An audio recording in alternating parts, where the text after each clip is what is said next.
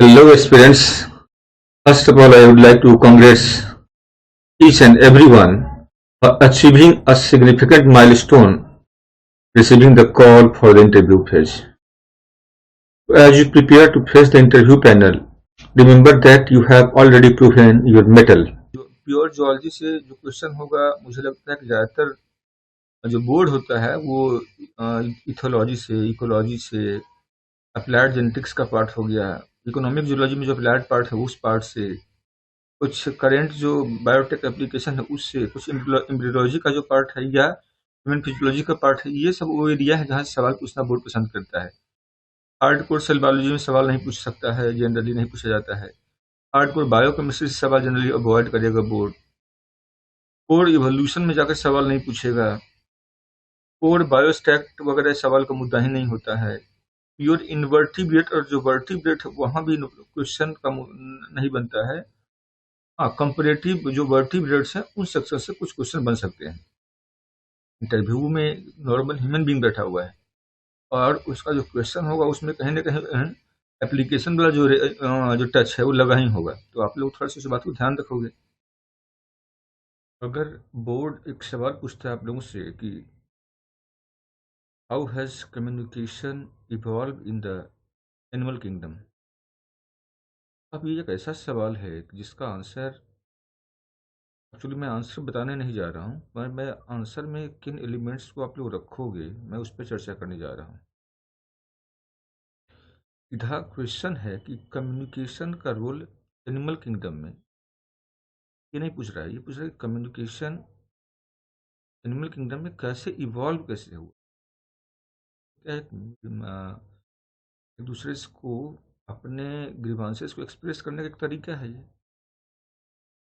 और अगर ये नहीं होता तो आई डोंट थिंक कि कोई एनिमल सर्वाइव कर पाता। और आज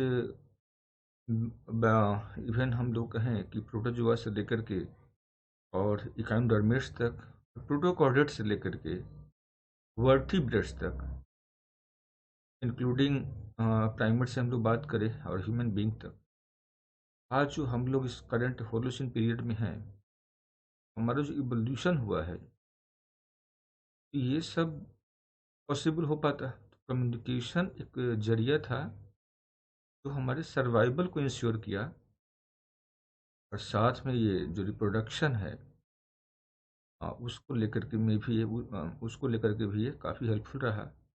तो अब दो बातें यहाँ पे ज़रूर चर्चा करो। Sir, communication as evolve as a mechanism for survival and reproduction, at least इतना आप जरूर आंसर में शामिल करो। वैसे मैं कुछ क्वेश्चन आप लोगों को बताता हूँ, और अब जब इंटरव्यू में जाओगे उसमें आप अपने आंसर में किन बातों को चर्चा कर सकते हो। जैसे आप मेरा सुझाव या जो भी मैं आंसर बता रहा हूँ तो आप सुनते हो, सुनने से पहले आप उसको पाउज कर सकते हो। पाउज करके आप पहले अपने तरफ से सोच के देखो कि आंसर में क्या होना चाहिए, और उसके बाद आप जो मैं सुझाव दे रहा हूँ उसको भी आप मान सकते हो। दूसरा है कम्युनिकेशन। दूसरा क्वेश्चन लेके क्वेश्चन और लेते हैं कि what are the selective pressure that drive the development of different communication strategies. मतलब यहाँ पे ये क्वेश्चन जो पूछ रहा है वो पूछ रहा है कि वो ऐसे क्या क्या प्रेशर था, दबाव क्या था जो मजबूर किया सभी एनिमल्स को कि एटलीस्ट कम्युनिकेशन को प्रैक्टिस करें या कई तरह के अप्रोच को अपनाएं।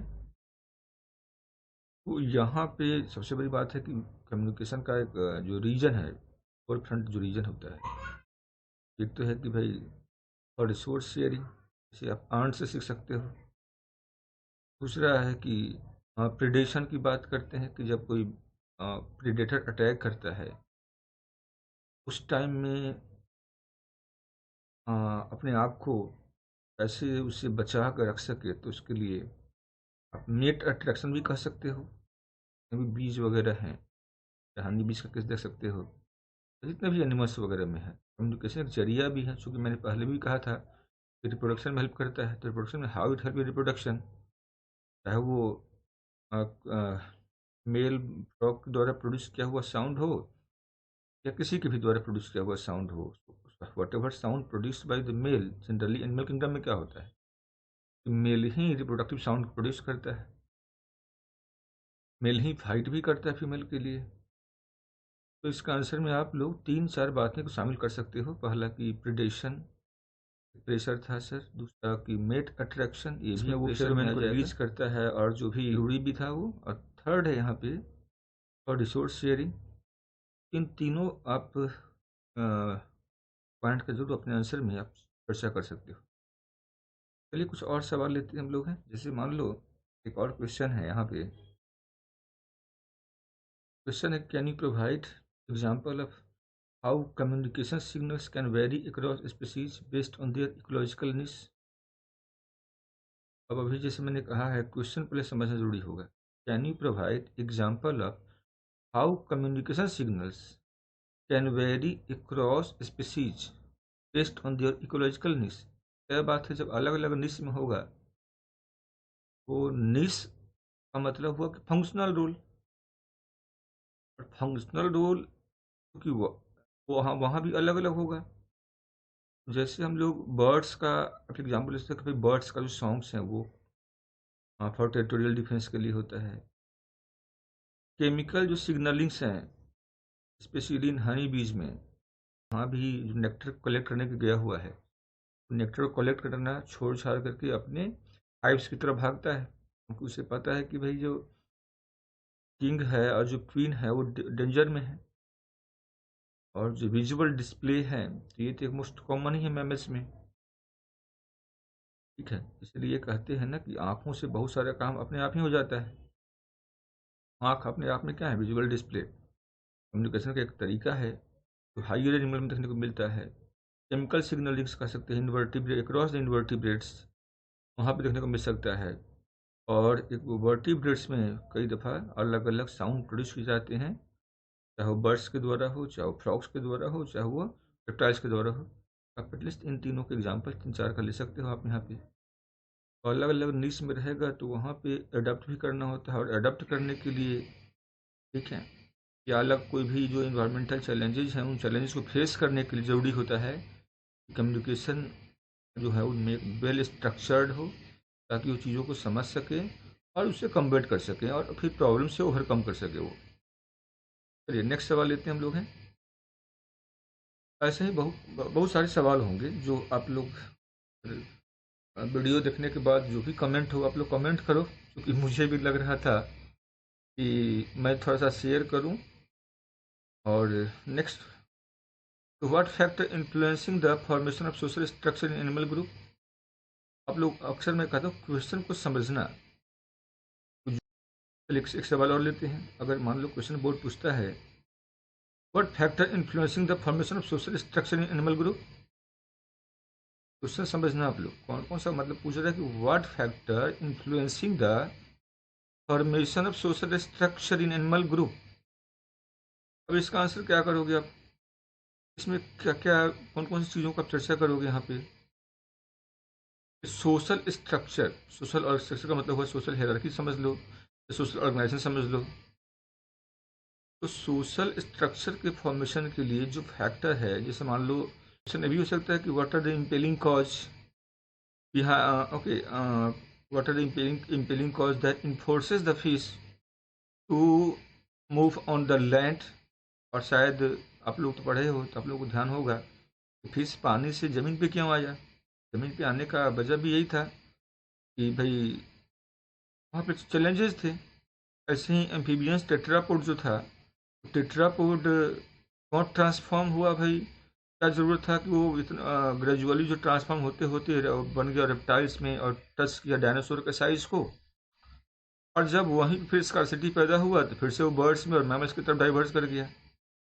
तो यहाँ भी कोई भी जो सोशल स्ट्रक्चर है उसके बनने में कुछ मेजर कॉज होते हैं, तो उन्हीं फैक्टर के विषय में यहाँ पे सवाल पूछा जा रहा है, what factor influencing the formation of social structure in animal group. तो आप 3-4 फैक्टर कह सकते हो सर। पहले जैसे मैंने अभी कहा था कि प्रिडेशन का प्रेशर तो है ही, प्रिडेशन प्रेशर के विषय में कह सकते हो। क्योंकि आप समूह में जब रहोगे तो तय बात है कि आपको कोई भी प्रीडेटर आता है उससे आप फाइट कर सकते हो। दूसरा, रिप्रोडक्टिव स्ट्रेटजी के लिए भी होता है ये। भाई अगर वेल स्ट्रक्चर सोसाइटी होगा तो रिप्रोडक्टिव स्ट्रेटजी भी है, जहाँ पे मेल और फीमेल के बीच में कोई ज़्यादा जो अदर्स हैं, एक्सटर्नल्स हैं, वो कोई घुसे नहीं, ये भी हो सकता है। और थर्ड है रिसोर्स एबिलिटी के लिए, आप इस पे चर्चा कर सकते हो यहाँ पे। और इन तीनों फैक्टर के विषय में आप आंसर करो, आप आंसर में आप इन तीनों को शामिल कर सकते हो। अगेन अगर क्वेश्चन पूछता है आप लोगों से what are the no question पूछता है कि how does cooperation among individuals within a special group contribute to overall group fitness? समझ लो क्वेश्चन को आप। How does cooperation among individuals within a social group contribute to overall group fitness? एक एक individual का जो कंट्रीब्यूशन होता है किसी भी सोशल ग्रुप में, पूरे ग्रुप के फिटनेस के लिए क्या होता है, वो बड़ा सा मेजर रोल प्ले करता है। यहाँ पे आप आंसर में आपका कुछ बातों को शामिल करो, जैसे सर अगर बिहेवियर हर एक मेंबर का कोऑपरेटिव होगा और कोई भी मेंबर अगर डर में नहीं जी रहा होगा, चाहे वो फियर उसके फूड का हो, शेल्टर का हो, रिप्रोडक्टिव पार्टनर का हो, तो तय बात है उस एनिमल ग्रुप का जो क्लाइमेक्स है वो कम्युनिटी क्लाइमेक्स को अटेन करेगा ही करेगा। तो आंसर में आप यही कह सकते हो कि सर कोऑपरेटिव जो बिहेवियर्स होता है that will enhance survival, ensure reproduction and adaptation. इन तीन बातों को आप यहाँ पे आंसर में कर सकते हो। अगर मान लो सवाल देता है कि what are the evolutionary advantages, तो इसका इवोल्यूशनरी एडवांटेज क्या होगा? तो जैसे मैंने कहा था कि भाई एडेप्टेशन है, तो एडेप्टेशन का चर्चा कर सकते हो, एक्लिमेटाइजेशन की चर्चा कर सकते हो, शेयर्ड प्रोटेक्शन की बात कर सकते हो, रिसोर्स एक्विजिशन की बात कर सकते हो, और एफिशिएंट रिप्रोडक्शन की बात कर सकते हो। तो भाई एडवांटेज में 5 एडवांटेज आप बता देते हो तो मुझे लगता है कि मोर देन सफिशिएंट है। कौन कौन सा है? Once again, acclimatization, adaptation, shared protection, resource acquisitions, and efficient reproduction